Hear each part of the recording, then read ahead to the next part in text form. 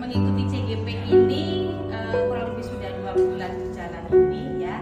Jadi hari ini saya akan mengimbaskan materi tentang segitiga restitusi.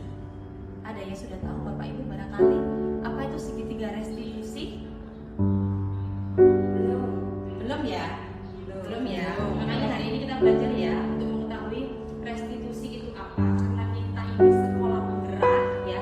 Jadi wajib sebenarnya untuk menanamkan ini segitiga restitusi pada pembelajaran kita. Sebelumnya kita ini dulu ya, speaking dulu biar semangat. Boleh? Bapak Ibu? Ya. Kita tepuk semangat dulu ya. Jadi gini, di hati ini ada cinta, di mulut ini ada doa, dan di tangan kita ada karya. Jadi ya Bapak Ibu ya. Jadi nanti kita bisa menjadi seorang guru yang memiliki banyak karya. Masa mulut kita karya yang banyak, kita nggak punya karya. Gitu ya Bapak Ibu ya. Kita mulai ya. Di hati ada cinta, di mulut ada doa, dan di tangan kita ada karya. Oke, kita mulai 1, 2, 3 ya. Di hati ini ada cinta, di mulut ini ada doa, di tangan ini ada karya. Semangat semuanya Bapak Ibu. Ya, jadi karena sekolah kita ini adalah sekolah penggerak sesuai dengan pandangan Ki Hajar Dewantoro yang memang sebagaimana kita sebagai guru itu harus menuntun ya Bapak Ibu ya. Menuntunnya seperti apa ya? Mungkin ada yang tahu kita selama ini menuntun murid-murid kita ini seperti apa sih? Ada yang berpendapat barangkali? Oke, Bu Wiwin, kita menuntunnya seperti apa ini Bu Wiwin? Kalau selama ini yang saya lakukan, saya mencoba mengenali dulu, Bu.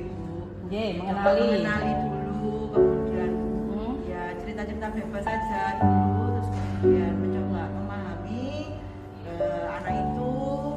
Ya intinya nanti ketika sudah paham bahwa oh ternyata anak ini gaya belajarnya visual, berarti saya mendekati dia dengan media-media yang visual, ya baru nanti menuntunnya sesuai dengan dia pengennya kemana itu. Kalau saya yang di BK karena cita-citanya mau kemana, oh dokter ya, saya hantarkan sesuai yang Keinginannya dia gitu ya. Ya, itu ya Bapak Ibu, kurang lebih memang kita harus menuntun anak-anak kita itu sesuai dengan potensi ya, sesuai dengan kodrat alam dan kodrat zaman yang dimiliki oleh tiap anak.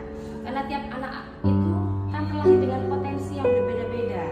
Ada yang memang suka di pengetahuannya, ada yang memang suka muter-muter gitu ya Bu Wiwit ya. Gitu. Jadi memang kita harus mengarahkan agar mereka itu merasa bahagia ya Bapak Ibu, karena memang di proses pembelajaran itu anak-anak itu yang pertama memang harus merasa nyaman dulu.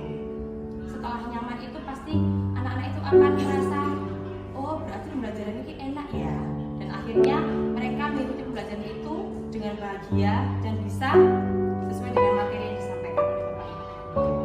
Itu ya, apakah sudah diterapkan selama ini Bapak Ibu?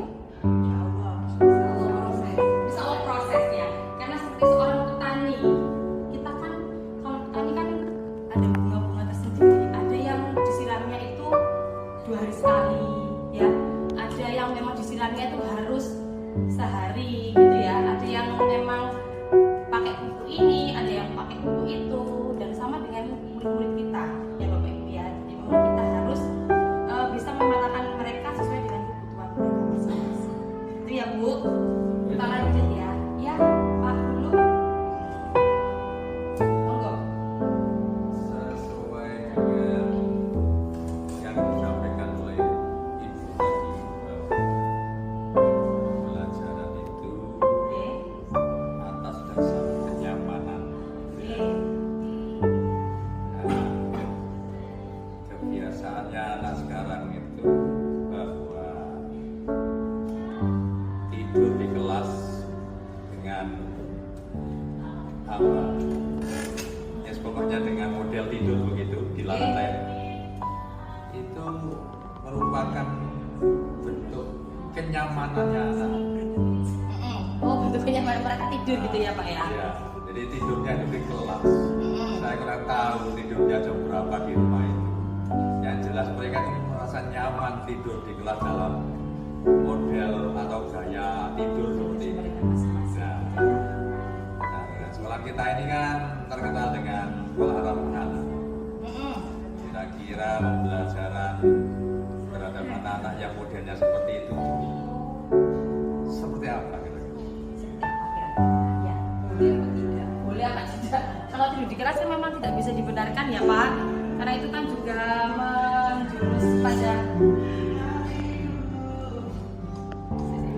Oke Bapak Ibu, dari pertanyaan yang tadi diajukan Pak Khulud memang nanti jawabannya akan bermuara di PPT yang saya tampilkan. Untuk yang pertama kita mengetahui terlebih dahulu apa itu hakikat dari restitusi, ya. Dalam mewujudkan program Merdeka Belajar, karena memang sekolah kita ini adalah sekolah penggerak, ya. Budaya positif merupakan sebuah kebiasaan baik yang harus ditanamkan dalam diri siswa melalui kebiasaan baik, ya. Di sekolah kita ini kan sudah ada kebiasaan baik terhadap siswa dan guru. Apa itu kebiasaannya? Di pagi hari kan kita kan murojaah, ya, terus sholat duha, terus ada SMAM, yang mana program SMAM ini seperti yang tadi diberitahukan Bu Wiwit, ya, menyambung yang dulu tadi.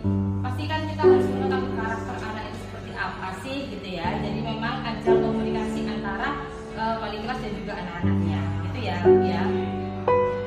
Terus agar terciptanya suasana belajar yang kondusif dalam membentuk profil pelajar Pancasila, ya. Tanaman budaya positif dalam diri siswa sangat penting mengingat perkembangan arus teknologi yang tidak dapat dibendung memberikan dampak positif dan negatif yang sangat besar terhadap anak-anak kita, ya. Sehingga perlu dibentengi dengan nilai kepribadian luhur yang tertanam dan akan menjadi pengendali dalam menanggapi arus perkembangan teknologi digitalisasi seperti yang sudah kita kerjakan. Kita kan mendampingi anak-anak sholat duha. Itu kan usaha kita ya, membentengi anak-anak kita itu agar sholatnya terjaga, gitu ya. Terus sopan santun kepada orang lain juga terjaga. Karena kan memang pengaruh digitalisasi ini memang sangat-sangat rentan terhadap anak-anak kita, dan cepat sekali ya Bapak Ibu masuknya kepada anak-anak kita. Jadi kita perlu untuk menanamkan kebiasaan-kebiasaan baik, dan itu sudah kita tanamkan di SMA Muhammadiyah 1 Besi, ya. Terus ini kita masuk ke apa sih tadi restitusi itu? Ibu bukan tanya ya, apa sih Bu restitusi, karena kok ini kan sesuatu yang baru gitu ya di telinga kami, gitu ya. Padahal sebenarnya sih restitusi ini sih sama dan memang sudah kita terapkan di semester 1 ini. Cuma memang kita belum tahu gimana sih penerapan yang baik seperti itu. Jadi restitusi itu merupakan tahapan tindakan yang dilakukan guru untuk membawa siswa menaati kesepakatan kelas yang telah ditetapkan dan mengakui secara sadar dan terbuka ketika melakukan kesalahan. Di sekolah kita masih ada ini ya Bapak Ibu, peraturan ya. Ya, masih ada peraturan, dan memang mereka itu secara sadar ya untuk bisa mengakui ya. Tapi mereka ikhlas nggak sih ketika misalnya telat poin 5 Wiwit sebagai guru BK, misalnya kalau ada anak-anak yang kena poin itu, anak-anak itu kadang-kadang beruntung nggak sih ketika dia harus mengalami kayak pengurangan poin karena kesalahan yang mereka lakukan? Ya, mesti gitu di awalnya. Itu nantinya yang perlu kita adakan sebuah perubahan kecil di sini agar anak-anak itu bisa memang secara sadar tidak melakukan kesalahan yang mereka lakukan, seperti itu. Nah, di sini tujuannya untuk pengenalan budaya positif itu untuk membentuk karakter peserta didik yang jujur, disiplin, bertanggung jawab, dan memiliki kesadaran untuk berperilaku baik serta mencintai lingkungannya. Melalui tindakan restitusi, siswa dapat menyadari dan mengakui kesalahan yang dia lakukan